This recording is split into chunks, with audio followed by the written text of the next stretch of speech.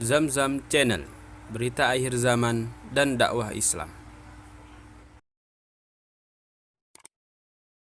Ada sebuah hadis diriwayatkan oleh Imam Ahmad di mana Nabi Muhammad sallallahu alaihi wasallam bersabda, "Takunu an-nubuwwatu fikum ma sya'allahu an takuna, thumma yarfa'uha idza syaa ay yarfa'aha."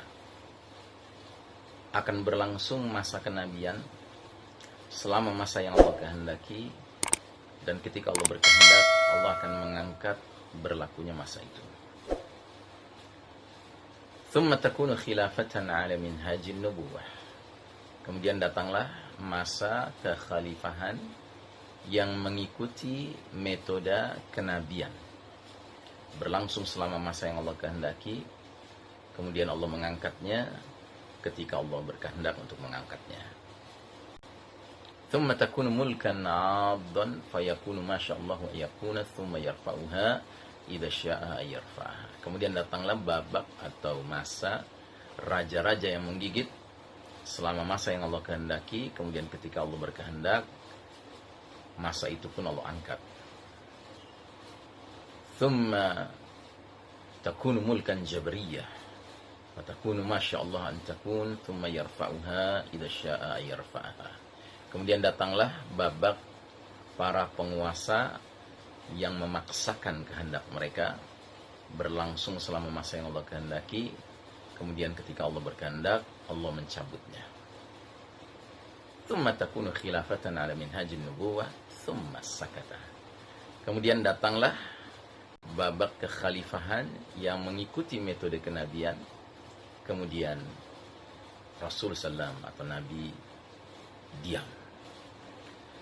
Saudara sekalian rahimakumullah, hadis ini Masya Allah merupakan hadis yang sangat penting dalam konteks kajian akhir zaman. Ibaratnya setiap muslim mukmin yang peduli dengan ilmu akhir zaman sepatutnya mengenali dengan baik hadis ini, bahkan menghafalkannya. Karena dalam hadis ini Nabi secara gamblang menggambarkan babak demi babak, periode demi periode yang akan dialami umat ini sejak awal sampai akhir. Berakhirnya umur umat Islam bukan berarti terjadinya peristiwa kiamat. Jangan salah. Orang-orang beriman tidak mengalami kiamat. Sebelum kiamat terjadi, Allah telah mewafatkan orang-orang beriman dengan dihembuskannya angin lembut, lebih lembut dari sutra, aromanya wangi seperti misik, yang tugas angin itu mencabut ruh semua orang beriman sampai yang imannya tinggal seberat biji zarrah, seberat biji atom, diwafatkan oleh angin itu, dan tersisalah, kata Nabi SAW, syirarin nas. Di muka bumi ini hanya orang-orang yang paling buruk, yang paling jahat, orang-orang kafir 24 karat, melakukan aneka mungkarat, sampai Allah takdirkan merekalah yang akan dan harus mengalami hari kiamat, hari yang dahsyat itu. Sedangkan orang-orang beriman telah diwafatkan sebelumnya. Nah, dari awal Nabi diutus sampai berlangsungnya atau bertiupnya angin lembut itu, umat ini akan mengalami 5 periode, 5 babak, kata Nabi. Dan babak demi babak telah dilalui umat ini. Babak pertama adalah babak kenabian. Disebut demikian karena babak kenabian adalah babak di mana generasi awal umat Islam, para sahabat radhiyallahu anhum ajmain, muhajirin wal ansar, dipimpin langsung oleh Nabi Muhammad sallallahu alaihi wasallam selama 23 tahun. Sejak beliau diangkat jadi Nabi usia 40 hingga wafat usia 63. Dengan pembagian 13 tahun berjuang di Mekah dalam kondisi lemah, dalam kondisi teraniaya, setiap hari dipersekusi, dikriminalisasi, dimarginalisasi, dianiaya, disiksa, diusir dari rumahnya, bahkan dibunuh. Sementara 10 tahun berikutnya setelah hijrah di Madinah, Nabi dan para sahabat Allah kokohkan kedudukannya, sehingga Nabi dan para sahabat bisa mencontohkan bagaimana tegaknya bukan saja akhlak Islam pada diri pribadi-pribadi para sahabat, tetapi juga tegaknya sistem Islam dengan segala kemuliaannya, dengan segala comprehensiveness-nya, keutuhannya, yang mencerminkan Islam sebagai dinun syamilun kamilun mutakamil, agama yang menyeluruh, yang sempurna, yang saling menyempurnakan satu bidang dengan bidang lainnya. Itu babak pertama dan sudah berlalu. Dia berlangsung 23 tahun. Kemudian datang babak kedua, kata Nabi, babak khilafatun ala minhajin nubuwah.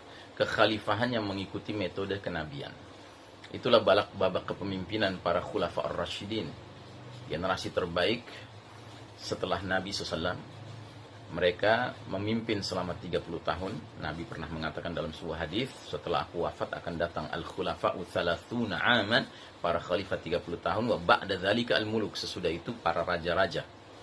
Nah, babak kedua ini babak di mana sejarah mencatat kepemimpinan orang-orang teladan setelah Nabi, yaitu Abu Bakar Siddiq, Umar bin Khattab, Utsman bin Affan, dan Ali bin Abi Thalib radhiyallahu anhum ajma'in.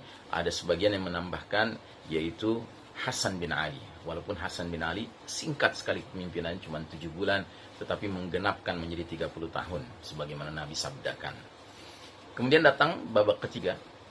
Babak ketiga adalah babak mulkan na'adun, raja-raja yang menggigit. Dan sejarah mencatat di babak ketiga umat Islam dipimpin oleh para khulafa, para khalifah, ya. Yang berarti sistemnya juga sistem khilafah sebagaimana babak kedua.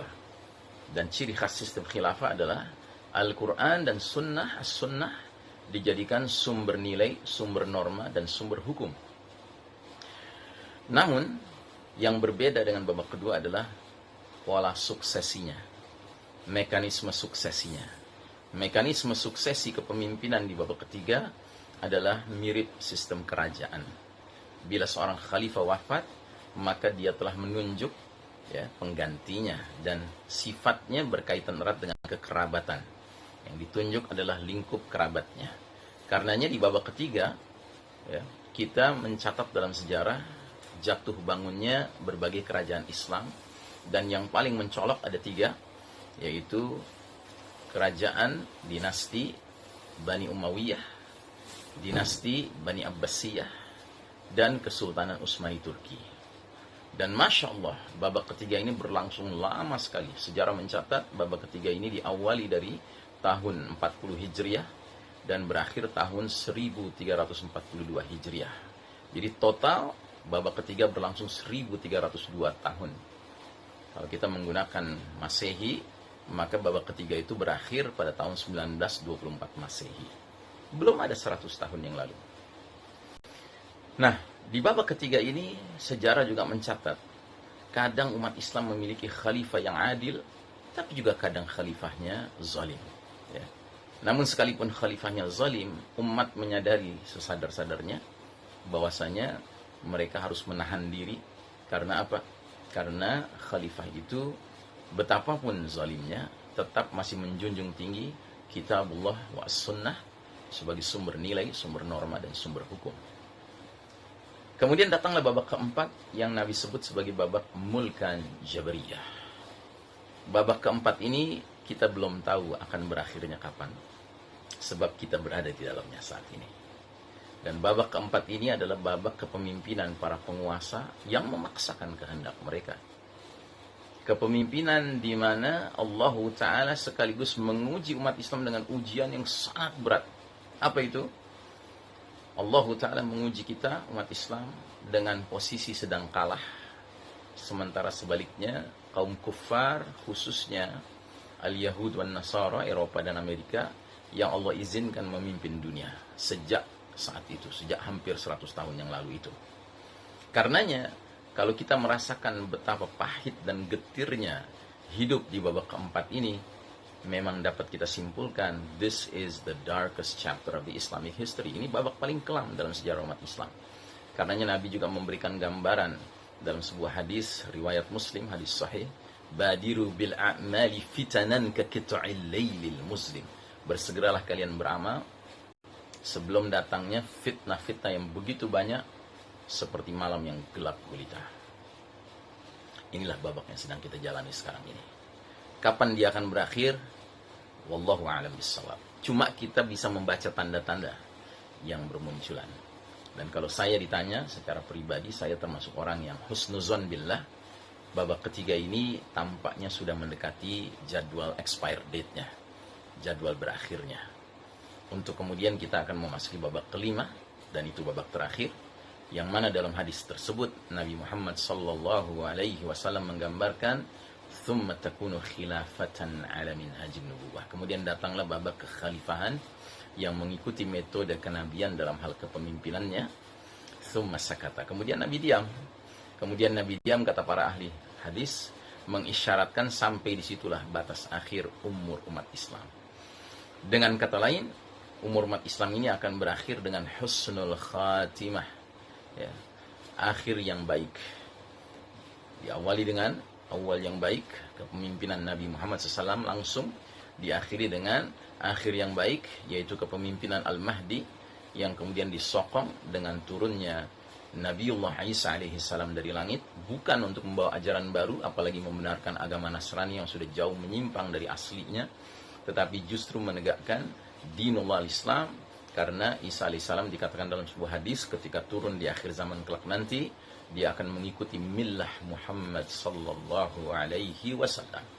Nah, saudaraku rahimakumullah, jika benar bahwa babak keempat ini sudah mendekati ujung akhir keberlakuannya, maka yang kita harus siapkan adalah menyadari bahwasanya perpindahan dari babak keempat yang penuh kegelapan, penuh dengan kemungkaran, penuh dengan kezaliman, kemaksiatan, kesombongan, kekufuran, kesyirikan, kemunafikan ini, menuju era babak kelima yang penuh dengan keadilan dan cahaya terang benderang dinullah al-Islam, syariat Al-Quran, maka kita harus mempersiapkan diri, karena perpindahan babak keempat ke babak kelima menurut kajian dari Syekh Dr.